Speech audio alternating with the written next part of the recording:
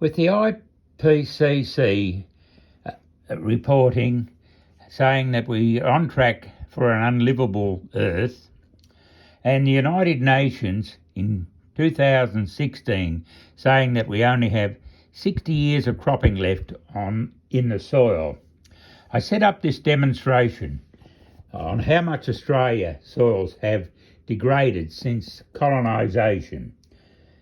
I have used fairy floss, as everybody knows what fairy floss is like.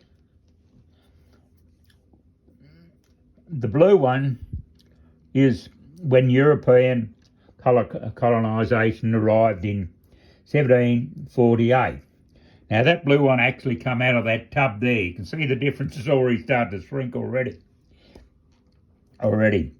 The pink one is when I first started farming in 1964, and then we go, you can see how the pink one's dropping right off till 2022, and then we go right on to the last one, and that is fairy floss that I left the air get to, and that's what the United Nations says we're going to have in 2076.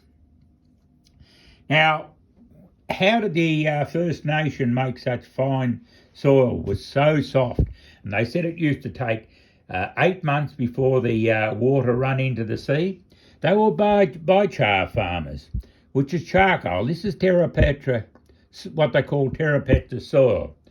Aboriginals and Amazonians were the only true biochar farmers on the earth, and knew how to return the carbon to the soil by way of biochar, that's why I just put a match there, because everybody's lit a match, and you've all played around with matches, you know what charcoal is. Now here is when I started farming. It had already started to, like this one here, was starting to shrink because of it being out in the air.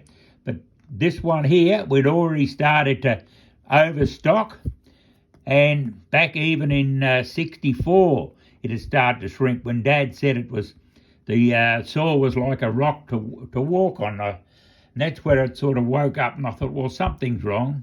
And then we got into the really mechanisation of farming, and we really packed the soil down hard with our tractors and our stock walking all over it, because you know what happens to fairy floss when you push down and with all the animals and all that. And now the soil, well, you know what, we've had all these bushfires and floods. They just all the floods are just going swoosh, and the water's no longer holding in the soil. It's just going straight out to sea, unlike when the Aboriginals, the First Nation people, were farming. It used to take 8 months before it ran into the sea. And it's not very long, because when I look back in my time, 60 years is nothing. In 2076, all we'll have is dust for the children to try and grow food on.